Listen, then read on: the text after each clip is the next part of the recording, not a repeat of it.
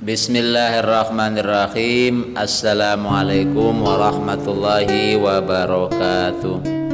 Anak-anak kelas 6, apa kabar kalian semua? Semoga kalian masih dalam lindungan Allah Subhanahu wa ta'ala, sehat selalu dan semangat mengikuti pembelajaran pendidikan agama Islam dan budi pekerti. Mengingatkan bagi kalian yang belum, silakan subscribe terlebih dahulu channel Guru PAI SD Nesa. Semoga channel ini ke depan semakin bermanfaat dan semakin maju. Baiklah, mari kita awali pembelajaran pada kesempatan kali ini dengan sama-sama membaca doa. Bismillahirrahmanirrahim. Rabbi zidni ilman warzuqni fahman. Anak-anak, sekarang kita akan mempelajari pelajaran yang ke-8, subtema toleransi. Adapun tujuan pembelajaran adalah peserta didik memahami dan dapat menunjukkan sikap toleransi dalam kehidupan sehari-hari. Anak-anak, coba kalian cermati kisah berikut. Ahmad tinggal di suatu dusun yang beragam suku dan agamanya. Ayah Ahmad seorang imam masjid yang cukup besar dan berpengaruh di dusun tersebut. Ahmad diberi kesempatan bermain dengan teman-temannya yang berlainan suku. Tidak pernah sekalipun Ahmad merasa kesulitan dalam bergaul. Bila datang bulan Ramadan, kaum muslimin dapat menunaikan ibadah puasa di siang hari dan sholat tarawih di malam hari dengan tenang.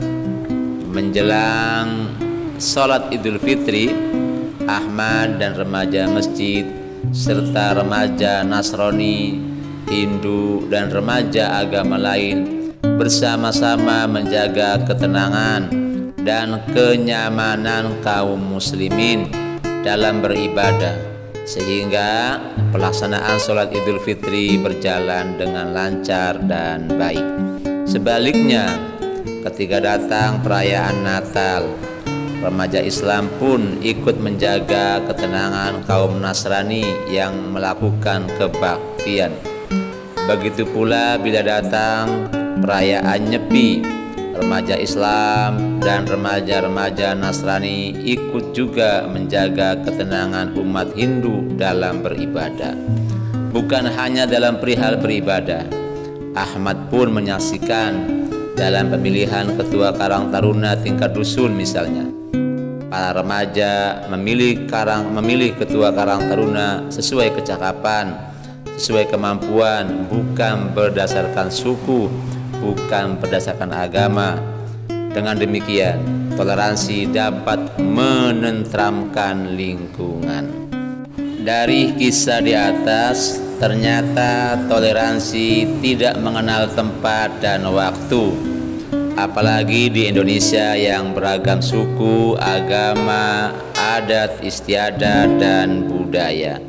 Sikap toleransi sungguh sangat dibutuhkan. Sikap toleransi harus diwujudkan di lingkungan kita, dalam masyarakat kita, di rumah, di sekolah, atau di lingkungan yang lebih luas. Anak-anak, apa sih toleransi itu? Dalam Kamus Besar Bahasa Indonesia, kata toleran adalah kata sifat yang menunjukkan sikap tenggang rasa, menghargai, membiarkan, membolehkan pendirian, pendapat, pandangan, kepercayaan, kebiasaan, kelakuan, dan sebagainya yang berbeda dengan pendirian sendiri. Adapun toleransi jika diartikan adalah sikap saling menghormati dan saling bekerja sama di antara kelompok-kelompok masyarakat yang berbeda baik secara etnis, bahasa, budaya, politik maupun agama. Anak-anak, toleransi merupakan perilaku yang terpuji. Toleransi merupakan ajaran agama Islam. Dalam Al-Quran, surat Al-Hujurat, Allah Subhanahu wa ta'ala berfirman, A'udzubillahi minasyaitonirrajim, Bismillahirrahmanirrahim. Ya ayyuhan nasu inna khalaqnakum min dzakari wa unsa wa ja'alnakum syu'uban wa qabaila lita'arafu inna akramakum indallahi atqakum innallaha alimun khabir. Ya ayyuhan nasu, wahai manusia, inna khalaqnakum, sungguh kami telah ciptakan kalian, min dzakarin wa unsa, dari laki-laki dan perempuan, wa ja'alnakum, dan menjadikan kalian, syu'uban wa qabaila, berbangsa-bangsa dan bersuku-suku, lita'arafu, agar kalian semua saling mengenal. Inna akramakum, sungguh yang paling mulia di antara kalian, indallahi, di sisi Allah, atqakum, adalah mereka yang paling bertakwa di antara kalian. Innallaha, sesungguhnya Allah, alimun, maha mengetahui, khabirun, maha teliti.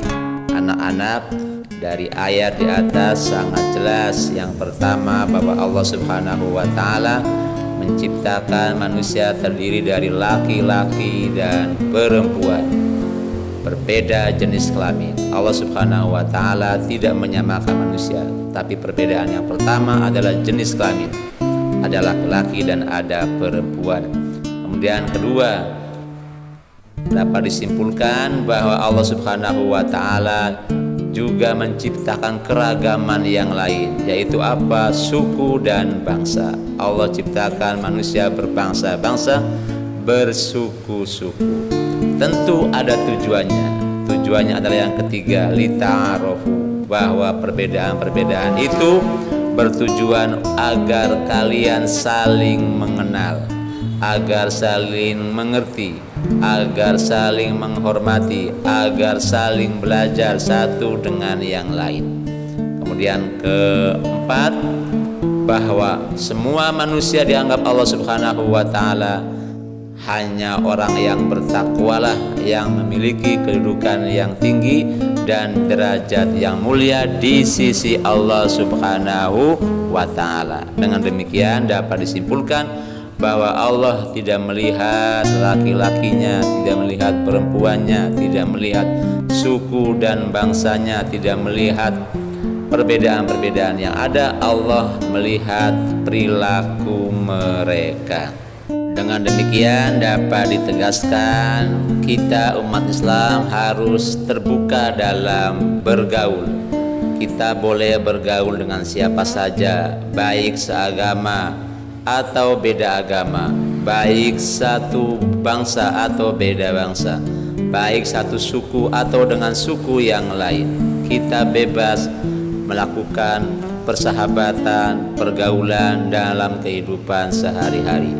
Hanya saja kita harus bisa menjaga diri, terutama kita tidak boleh bertoleransi dalam bidang agama. Dalam hal ini dalam beribadah atau dalam keyakinan. Selainnya boleh. Dalam beribadah dan berkeyakinan kita tidak boleh mencampur adukan satu agama dengan agama yang lain. Tapi bukan berarti perbedaan ibadah kita, perbedaan keyakinan kita mendorong kita untuk saling bermusuhan. Tidak. Agama boleh beda, ibadah boleh beda, tapi kita tetap bersatu, tetap saling menghargai, tetap saling membantu, saling menolong, saling belajar, dan saling-saling yang lain yang tentu bersifat positif. Dalam Al-Quran, Allah Subhanahu wa ta'ala berfirman, lakum dinukum waliyadin, bagimu agamaku, bagiku agamaku. Oleh karena itu, mulai sekarang mari kita sama-sama kembangkan sikap toleransi dalam kehidupan sehari-hari. Contoh, ini adalah contoh-contoh sikap toleransi dalam kehidupan nyata. Pertama, kita menghormati pendapat teman yang berbeda dengan pendapat kita. Dalam bermusyawarah pasti ada perbedaan. Silakan masing-masing saling mempertahankan pendapat, tapi jangan lupa hormatilah pendapat orang lain. Contoh yang lain, manakala kita dalam masjid, kita tidak boleh gaduh. Kenapa? Karena manakala kamu gaduh, kamu mengganggu saudara-saudaramu yang sedang melaksanakan ibadah. Demikian manakala